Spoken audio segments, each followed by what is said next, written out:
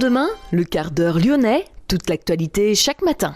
Parce que Lyon demain se dessine aujourd'hui, voici l'essentiel de l'actualité. En ce mercredi, nous sommes le 31 mars. La circulation du virus poursuit sa course dans le Rhône avec un taux d'incidence qui dépasse les 500 pour 100 000 dans la métropole.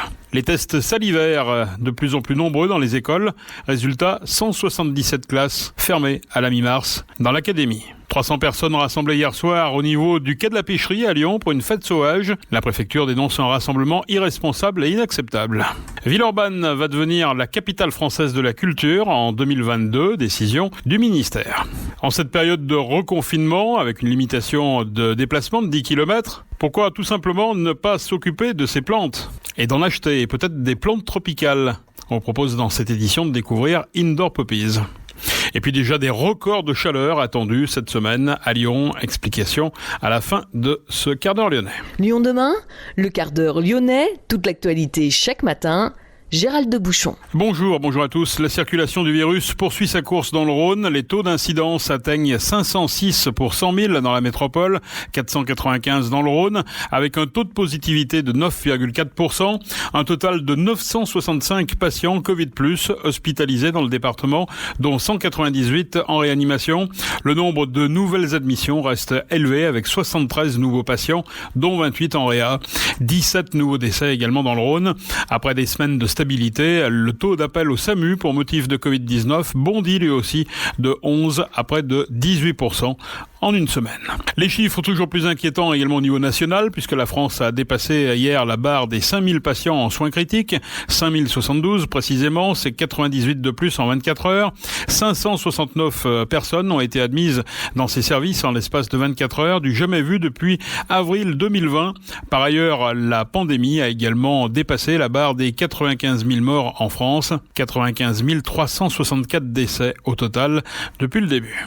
Environ 17 000 tests salivaires sont effectués chaque semaine depuis début mars dans les écoles du Rhône. Ces tests devraient encore s'accélérer, mais ils ont déjà entraîné la fermeture de 177 classes à la mi-mars, tout niveau confondu. Olivier Dugrip, le recteur de l'Académie de Lyon, était en déplacement hier matin à l'école Lucie Guimet à Neuville-sur-Saône pour mettre en lumière la mise en place de ces tests. Ils permettent aux établissements et aux familles d'obtenir un résultat en moins de 24 heures. Lyon demain, un site internet, du son, de l'image, un média complet pour les Lyonnais qui font avancer la ville. Environ 300 personnes se sont rassemblées hier soir vers 18h au niveau du quai de la Pêcherie à Lyon pour une fête sauvage qui avait été organisée sur les réseaux sociaux, et ce quelques jours après la mise en place des mesures restrictives dans le Rhône. On est jeunes, on veut s'amuser, se retrouver, on en a ras-le-bol, ont expliqué certains participants. Les fêtards étaient peu nombreux à porter le masque. Vers 19h30, la plupart d'entre eux ont quitté les lieux. La préfecture dénonce un rassemblement irresponsable et inacceptable. Les participants étaient en infraction pour violation du couvre-feu, rassemblement à plus de 6 personnes et consommation d'alcool sur la voie publique. Les images de vidéosurveillance pourraient être utilisées pour retrouver les fêtards et les verbaliser. Le préfet devrait saisir le procureur de la République. Les forces de l'ordre avaient pour consigne en tout cas de ne pas intervenir hier soir pour éviter toute tentative de fuite par la rivière qui aurait pu s'avérer plus dangereuse. La mobilisation autour de la question du mal-logement et des expulsions dans la métropole de Lyon a été annulée par le préfet.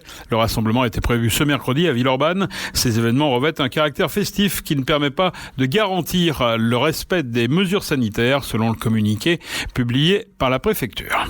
Lyon demain, la radio lyonnaise à écouter partout dans le monde. La famille de Myriam Sacry, qui espérait connaître l'issue de la procédure judiciaire concernant cette gendarme morte en 2011 dans son appartement de la caserne Delphos à Lyon, bien la famille devra encore attendre. Le délibéré de la chambre de l'instruction prévu hier a été prorogé à vendredi.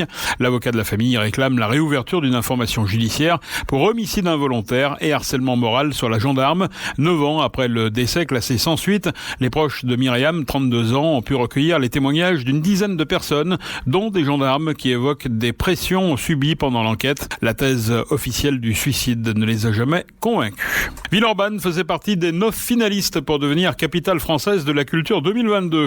La municipalité de Cédric Van Stevendel a mis le paquet pour mobiliser les énergies. Effort payant, le ministère de la Culture a tranché en faveur du dossier villeurbanais. Léo Ballery. La ville de Villeurbanne a été nommée capitale française de la culture, un label décerné par le ministère de la Culture mesure qui s'accompagne d'une dotation d'1 million d'euros, ayant pour but d'accompagner les différents projets culturels en place ou à venir dans la commune de Villeurbanne. Pour Cédric Van Stevendel, maire de Villeurbanne, cette dotation va servir à soutenir les projets culturels de la jeunesse villeurbanaise. Ce million d'euros, c'est un accélérateur pour notre projet qui met la jeunesse au cœur, et c'est pour ça que Sonia Tron est avec moi, notamment avec le développement de ce qu'on appelle les mini-mix, qui sont des lieux dédiés à la culture qui vont être implantés dans chacun des 25 établissements scolaires de la ville. Si on n'avait pas eu ce million, ça nous prendrait beaucoup plus de temps, donc ça va être un accélérateur sur cette partie-là, par exemple, mais ça va nous permettre aussi d'avoir une programmation exceptionnelle sur l'année 2022, avec une grande fête de la jeunesse au parc de la Fessine à la fin de la programmation, plutôt à l'été 2022. Voilà ce que ce million va permettre, mais à lui seul, bien sûr, ce million ne permet pas tout. Simplement, il enclenche une dynamique, il accélère et il fait effet levier, puisque ça déclenche aussi des partenaires financiers qui nous ont répondu nombreux favorablement, des partenaires privés financiers. Donc c'est tout ça que ça permet finalement. Les premiers événements culturels arriveront rapidement à Villeurbanne dès le mois de juin, selon le calendrier mis en place par la municipalité. Il va y avoir un espèce d'apéritif. On espère que ça sera la fête du livre jeunesse. La fête du livre jeunesse qui devait se tenir en mars et qu'on a décalé en juin sur les conseils de Bernard Sevaux. Voilà, qui pourrait être une forme de préparation, de mise en bouche, si vous n'aimez pas le terme apéritif. Et puis ensuite, le lancement très officiel, ce sera les invites qui, eux, ont été décalés de juin à septembre, et qui sera notre grand festival de rue gratuit et qui sera le lancement, véritablement le lancement officiel de l'année culture. Pour Bernard Sevaux, directeur de la culture à Villeurbanne, ce label va énormément apporter à la ville entre fierté et mise en lumière. Ça va apporter bien évidemment un éclairage médiatique, mais un éclairage, je dirais, sur le savoir-faire et ce qui existe depuis des décennies à Villeurbanne, depuis les années 50, qui fait la singularité de Villeurbanne, c'est effectivement sa politique culturelle, c'est l'excellence de sa politique culturelle. Et ça, je pense que tous les Villeurbanais, qu'ils participent ou qu'ils ne participent pas, doivent pouvoir en être fiers. Cette dotation d'1 million d'euros va permettre la mise en place de nombreux projets culturels et bien souvent à destination des jeunes. L'une des grosses annonces est d'ailleurs un festival de la jeunesse prévu pour l'été 2022. Merci Léo. La zone à faible émission, la métropole de Lyon annonce qu'une dérogation est octroyée aux particuliers propriétaires d'un utilitaire. Un arrêté permet désormais aux particuliers possesseurs de véhicules restés en catégorie N1, pas plus de 3,5 tonnes, sur le certificat d'immatriculation, de pouvoir circuler et stationner dans la zone à faible émission, c'est-à-dire dans un périmètre comprenant Lyon, Caluire et les secteurs de Villeurbanne, Bron et Vénissieux, situés à l'intérieur du boulevard périphérique. Toutes les infos et modalités de demande de dérogation sont précisées sur le site de la métropole. Lyon demain, média agitateur d'idées. Le chat bloqué dans la barre Montmousseau a été capturé hier matin par les salariés du chantier avec l'aide de bénévoles. Un chat considéré comme très sociable et qui a été confié à l'association Sans Croquettes Fixes, qui aura pour charge de trouver une personne pour l'adopter. La barre Montmousseau à Vénissieux doit être détruite vendredi par explosion. En cette période de confinement, qui n'en est pas vraiment une, mais qui nous impose de rester 10 km autour de notre domicile, voici une activité qui va vous intéresser. S'occuper de ses plantes est une activité saine qu'Hélène Poujade vous propose de partager avec elle. Cette jeune lyonnaise a créé Indoor Poppies, une boutique en ligne pour distribuer des boutures de plantes tropicales. Les explications d'Hélène Poujade. Indoor Poppies, c'est un petit shop lyonnais qui a été créé il y a à peu près 10 mois, développé donc sur une marketplace qui s'appelle Etsy, où je vends en ligne et envoie partout en France des boutures tropicales et des boutures également faites à Lyon, dans ma propre serre chez moi. Qu'est-ce qui vous a incité à créer cette activité ? Alors je crois que le confinement a pas mal aidé. Les plantes, ça fait à peu près 4 ans que j'aime bien ça. J'en avais beaucoup. Je me suis dit que j'avais envie de faire partager ma passion aux gens. Donc j'ai commencé à bouturer sur mes plantes mères chez moi et à les revendre, tout simplement. Et de fil en aiguille, avec le confinement, plus le fait de vouloir un peu changer de métier, de carrière, je me suis lancée à plein temps sur ma boutique. Alors aujourd'hui, qu'est-ce qu'on peut trouver sur cette boutique ? Alors essentiellement des grandes plantes tropicales, également des petites boutures donc, que je fais pousser chez moi, Ça va être également de la plante rare, assez difficile à trouver. Voilà, et des réassorts et des nouveautés toutes les semaines, tous les mercredis soirs à 20h.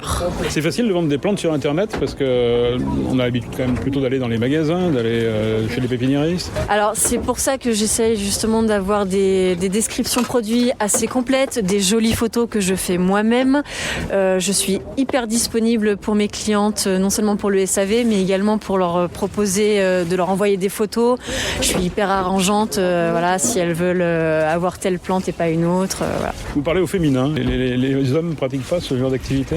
Pas beaucoup, mais un petit peu. Ça va être à peu près 20% de la clientèle, pas plus. Mais ils s'y mettent et puis ils font aussi plaisir à leurs copines. Est-ce qu'on peut trouver des exemples un petit peu de, par exemple, les plantes qu'on voit ici, est-ce que vous pouvez nous les décrire ?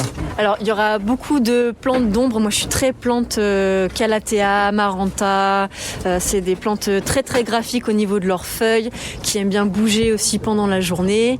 On va trouver des plantes un petit peu plus communes, des plantes tombantes, des plantes rampantes. Voilà, il y a vraiment un peu de tout et ça plaira à tout le monde. C'est pas qu'une question d'esthétique, parce qu'après il faut l'entretenir. Donc évidemment, oui. Si on est là une fois par semaine ou si on est là tous les jours, c'est pas pareil. Si on a un balcon, si on a un jardin. Non, en effet, c'est pour ça généralement je donne des fiches d'entretien dans tous mes colis pour chaque plante. Comme ça, je parle de substrat, je parle de l'exposition, de l'arrosage. Il y a beaucoup de débutants qui sont contents justement d'avoir des conseils et je trouve ça important de les aider et pas juste de vendre une plante, mais également de les accompagner pour les faire grandir. C'est une mode aujourd'hui de planter ? Je crois un petit peu, oui. C'est ce côté un peu écologique, s'occuper de son chez-soi, faire grandir une bouture, un projet. Et on parle beaucoup de végétalisation dans les rues, sur les façades. Chez soi aussi, c'est possible ? Oui, c'est embellir son intérieur. Moi, en tout cas, je sais que je me sens bien chez moi dans ma jungle urbaine. Indoor Poppies à découvrir sur Instagram et surtout sur la plateforme Etsy. Notez que Marcelo prolonge avec l'Olympique lyonnais. Le défenseur central brésilien de l'OL a officialisé sa prolongation de contrat jusqu'en 2023. OL PSG en football féminin, l'UEFA a confirmé le report de ce quart de finale retour de Ligue des Champions. 6 joueuses de Jean-Michel Aulas ont été testées positives au Covid-19. Les nouvelles sont cependant rassurantes concernant leur état de santé. Aucune d'entre elles n'est malade. L'Olympique lyonnais plaide pour le week-end du 17 ou 18 avril pour la reprogrammation du match. Autre conséquence, puisque toute la section féminine est à l'arrêt, le report du match de championnat ce dimanche à Guingamp. Avec tous ces reports, le calendrier est de plus en plus chargé. Basket est toujours chez les féminines. Saison terminée pour Alisha Clark de l'Asvel. Elle va être opérée, souffrant d'une entorse de l'ifran, une blessure au milieu du pied pour laquelle un ou plusieurs métatarses sont déplacés. Blessure survenue le 10 mars dernier lors du match perdu à Villeneuve d'Ascq. Et puis déjà des records de chaleur attendus cette semaine à Lyon en particulier. Il devrait faire aux alentours de 25 degrés cet après-midi, alors que le record d'un 31 mars n'est que de 22,6 degrés atteint en 98. C'est un temps presque caniculaire pour un mois de mars. C'est la fin de ce quart d'heure lyonnais. Merci de l'avoir suivi. On se retrouve demain, même heure, même antenne. En attendant, restez prudents.